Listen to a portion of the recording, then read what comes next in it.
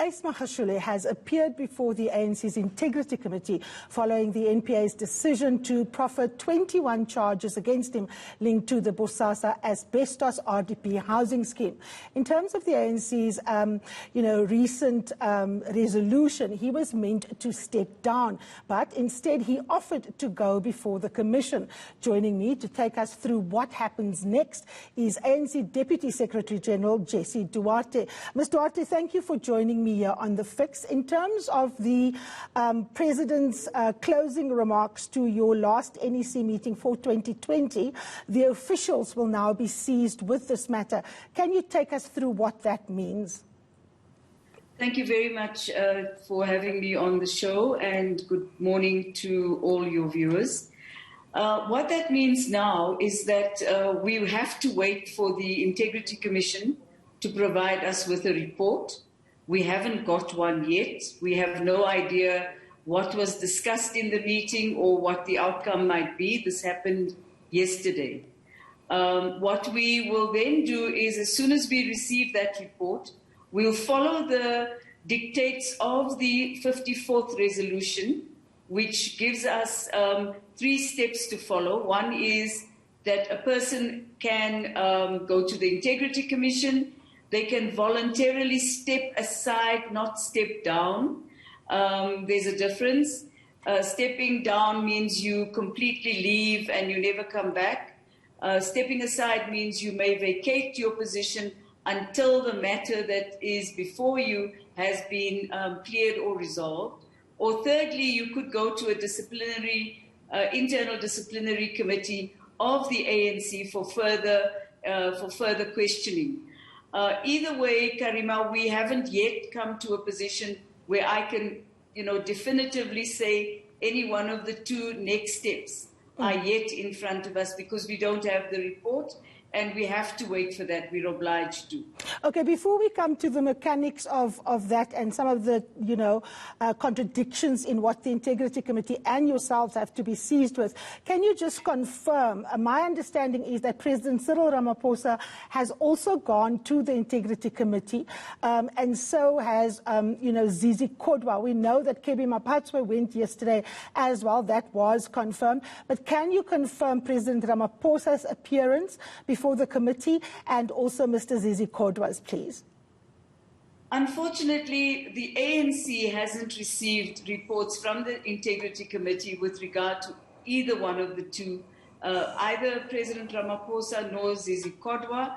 We had heard that Kebi Mapatswa went yesterday, but I have to be honest with you, we've got no reports in front of us. So, the Integrity Commission doesn't normally share who they see or when they're seeing them. They work independently, and they do use our offices for contacting people. But many of those, 2 of those people are under strict instructions, not even to divulge to us who's going when and what the issues are until we get the report. And I think that really is to protect the integrity of the Integrity Commission. And as you know, in a litigious environment where we all live, that's very important. Okay, my understanding is that the President attended or appeared before the committee on the 19th of November 2020. But as you say, of course, the Integrity Committee Commission does not, make public those who have appeared before them. The City Press, may I just add, Ms. Duarte, is reporting today that the President did indeed go to that committee. And of course, we know that he went as a consequence of issues around campaign funding to do with CR17. And there are suggestions that it is unfair that he's the only one that went to explain campaign funding, because there were, of course, several candidates, and money is a big issue. But let's return to Mr. Magashule's case. So I know that you are not able to talk to us about the 2 options in front of you. But what I want to put to you, Ms. Duarte, is that you obviously find yourselves between a rock and a hard place, because on the one hand, you have the courts of law that deal with the question of legality, and that is, of course, a very clear place. That's only a court of law's responsibility. The Integrity Committee isn't a court of law. It doesn't have the capacity to do legal investigations. It is responsible to try and put in place machinery to ensure the integrity and ethical conduct of your members. How difficult is how difficult is that job, considering that the legal process runs parallel to it and can only be concluded once the case has been wrapped up in a court of law? It's absolutely difficult, because the process by which the Integrity Commission runs could also influence the legal processes in one way or another. And that makes it extremely difficult. We were very conscious of this during our discussions in the NEC meeting. Nevertheless, we all agreed that the ANC cannot retreat from the position taken in the 54th conference, and therefore we're going ahead with the steps as outlined in that resolution. And we will continue to do the work until we're satisfied that we've completed it and are able to give not just the ANC but the country an answer. Now, yesterday, a very weird statement was issued, or rather, I think Pulemabe was saying that the ANC congratulates Ace Magashule for going to the Integrity Commission. And of course, I mean, I was dumbfounded. I was thinking, like, why must you congratulate someone who has to face 21 charges of corruption in a court of law for going to an internal party structure to talk about, conduct and behavior? And it made me think about whether or not, Ms. Duarte, trying to construct political morality is in fact a wasted exercise, considering that, one, you are accused of acting selectively with some people, two, that the problem of corruption and malfeasance is so widespread that you've already lost the battle. But then the idealist in me kind of jumped up and said, even if it's a difficult task, it is an important task, because it's not necessarily about whether Mr. Magashule steps aside or not, but whether you can actually literally say enough is enough, and even if we go forward and take 2 steps backward, we cannot continue in the way that we have. And the process to rebuild morality, political morality and ethical conduct in the African National Congress starts here, whether the SG is now the guinea pig for that or not. Well, it doesn't just start with the SG. The resolution talks to everyone who has been criminally charged. It doesn't matter who you are. It isn't exclusively, it wasn't written for the SG of the ANC. It was written because of the notion that ultimately, if you are a leader in the ANC, you are accountable to not just to the structures of the ANC, but as a governing party, we're also accountable to the broader South African community. And therefore, the choice as to whether you're going to go to the Integrity Commission or not does not exist. In terms of the resolution, you have to go. It's one of the 3 steps that has to happen. And let me just say, it isn't ideal either. Many people who have been charged have not gone to the Integrity Commission, and they choose not to go for fear that what might happen at the Integrity Committee, sorry, I'm interposing the word, it is actually a committee, would in fact influence the outcome of a court case. And that's fair enough. That's a fear that we understand, but nevertheless, people must go. They must face whatever because the resolution says you go there to explain yourself to the Integrity Committee, and they will then make a finding or a recommendation to the NEC. And it is about political morality. It is about discipline as well. And yes, Karima, let me also say I have been to the Integrity Committee. There's no problem about that. My name appeared in a corruption watch list, which suggested that I might be able to help the Zondo Commission with its inquiry. But I'm ready to go to the Zondo Commission at any time. And I've already made some affidavits that they requested. So I don't know, whether one should be afraid of the Integrity Committee. I don't think so. I think it's a place where you go and you are accountable and you are able to give a reasonable explanation and a factual one of the circumstances you find yourself in. Those are very senior people. They know the ANC for many, many, many years and understand its values very clearly. And we trust that when they make a decision, it's carefully thought out, it is not factional, and it is not subjective. It is purely based on the element of accountability and political morality. Jessie, that would be fantastic if that was actually true for most members of the African National Congress. It's, of course, not true. Mr. Magashule has already, on record to this television channel, said that he will not step aside if the Integrity Committee asks him to, and relied on a legal definition of whether his conduct was ethical or not, and said that under the South African Constitution, he is innocent until proven guilty. And, of course, the straw argument there is, of course, that we're saying something different, but we're not. We know the Integrity Committee can't deal with innocent until proven guilty because it is not a court of law. But Mr. Magashule wants to impose that legal understanding of ethics and of, servant leadership on an Integrity Committee that is a political notion. So how are you going to close the gap between constructing ethical and political leadership with a very legalistic approach that is, of course, not the purview of the committee, but rather that of the courts?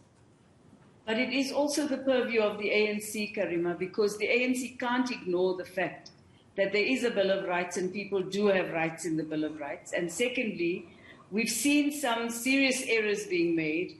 3 cases in KwaZulu-Natal where people were asked to step down, in fact, not to step aside, did so, left the positions that they were in, and then the courts dismissed the cases. Now, what we think we cannot move away from our resolution, and we will not. But we can't also argue that when people say, but I'm innocent until proven guilty, that isn't also correct. So one has to find the balance between how one sees one's integrity in this regard and whether you'd be prepared to step aside, not step down, until the case that you are facing in the court of law is done. And many ANC comrades are arguing, no, if I'm an MP, I would have to leave Parliament. And going back there means I cannot go back there. Even if I am innocent and the courts find me innocent, my space would have been taken up. In the case of 2 mayors, they vacated their positions. They could not go back. So I think there is an argument for looking for the balance.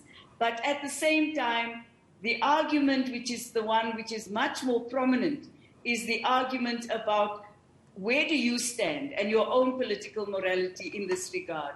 Do you consider that it might be in the best interest of the ANC because of the campaign that might be raging around you? And it is indeed becomes a campaign, unfortunately. Your name is bandied around. One of the NEC members mentioned that it took her 5 years to clear her name because once it's picked up, it sails through the country. People have a perception, which then becomes fact. And, and perception is better. As you know, perception is deeper than any fact that we know of, because a fact might be realized but not be given the air of day. So there are arguments for and against, but having said all that, let me just reiterate, the ANC is not going to walk away from its resolution at the 54th conference. Okay, Ms. Duarte, the difficulty, of course, here is that you are relying on someone who is charged with 21 counts of corruption to supposedly act on his conscience. I mean, if you listen to the Zondo Commission of Inquiry, which is not hearsay, because those are sworn affidavits that people take under oath, and if they lie there, they can be charged with perjury. That implicates Mr. Magashule. This is not, a light issue. This this is not hearsay. This is a legally constituted commission. It carries weight. We've seen in other commissions findings leading to the head of SARS, for example, being relieved of his post. You are going into a municipal election, and the false bravado that some of your members have that you did well in the by-elections is, of course, a false one, because by-elections isn't really a true reflection of what you're going to have in municipal elections, and your problem is also the metros, not the wards.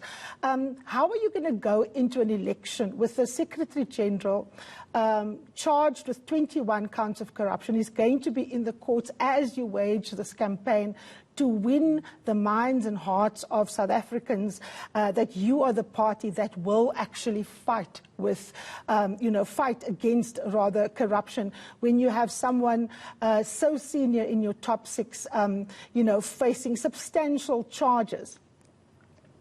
Karima, it's not just the SG that could face. But I'm asking about him. Let's put the others aside for now. Yeah, let's just say that, but there's many more. It's not just him. No, for sure, we know that. But this is the issue. Yes. So the issue really is that, yes, it is the first time in our history that a Secretary General of the ANC has faced charges of this nature. It is difficult, and we're not underplaying, nor are we undermining the fact that those difficulties will have an impact on us in an election, for sure. We are not saying that we are not going to be able to convince people of our own collective credibility, given the fact that many of the people who've gone to Zondo have also made it look like it's really the ANC that is on trial, not a commission that is investigating state capture, but that, the ANC itself has been put on trial at the Zondo Commission, and it is becoming more and more having the characteristics of a trial. So there is difficulty. We do not undermine it. We're not walking away from the fact that it is difficult, but we are saying that we would hope that whatever the SG is facing, he's also able to face in a just and fair way from the courts as well as the Zondo Commission and ourselves. And as far as we are concerned, we're following our processes, rather rigidly, I might add, following our processes, and we hope that by the end of our process, which won't take very long, we will be able to give our communities as well as the country a straightforward answer. All right, we will keep you to that straightforward answer, the promise to give us that. We will, of course, ask you that, in the new year. Thank you so very much for coming on to the program. The ANC's Deputy Secretary General there, Jesse Duarte. The year is drawing to a close. Up next, we take a look at the year that was. Stay with us.